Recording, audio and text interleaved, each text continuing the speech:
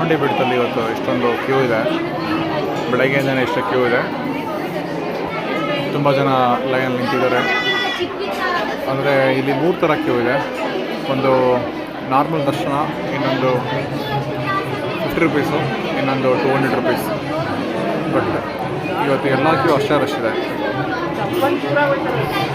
So May last week ಆಗಿರೋದ್ರಿಂದ mostly ತುಂಬ rush ಇರ್ಬೋದು. ಆದರೆ ಅದೆಲ್ಲ ಓಕೆ. ಆದರೆ ಇಂಪಾರ್ಟೆಂಟಾಗಿ ಒಂದು ಕಣ್ಣಿಗೆ ಏನಪ್ಪ ಅಂತಂದರೆ ಇಲ್ಲಿ ದೇವಾಲಯದ ಒಳಗಡೆ ಇರುವಂಥ ಸ್ವಚ್ಛತೆ ಬಗ್ಗೆ. ಇಲ್ಲಿ ಕೇವಲ ಒಂದು ಡಸ್ಟ್ಬಿನ್ ಕೊಡೋದ್ರಿಂದ ಮತ್ತು ಎಷ್ಟೊಂದು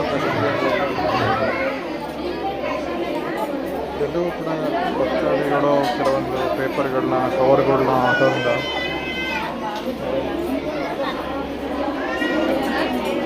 ನಮ್ಮ ಮೈಸೂರು ಅತ್ಯಂತ ಕ್ಲೀನೆಸ್ಟ್ ಸಿಟಿ ಅಂತ ಕರೀತಾರೆ. ಆದರೆ ದೇವಸ್ಥಾನದಲ್ಲಿ ಒಂದು ಭಕ್ತಾದಿಗಳು ಬರುವಾಗ ಅವರ ಒಂದು ಕವರ್ ಆಗಿರ್ಬೋದು ಅಥವಾ ಕುಡಿಯೋ ನೀರಿನ ಬಾಟ್ಲಿಗಳನ್ನಾಗಿರ್ಬೋದು, ಅದನ್ನು ಸರಿಯಾಗಿ ವಿಲೇವಾರಿ ಮಾಡಲಿಕ್ಕೆ ಅಲ್ಲಲ್ಲಿ ಕೆಲವೊಂದು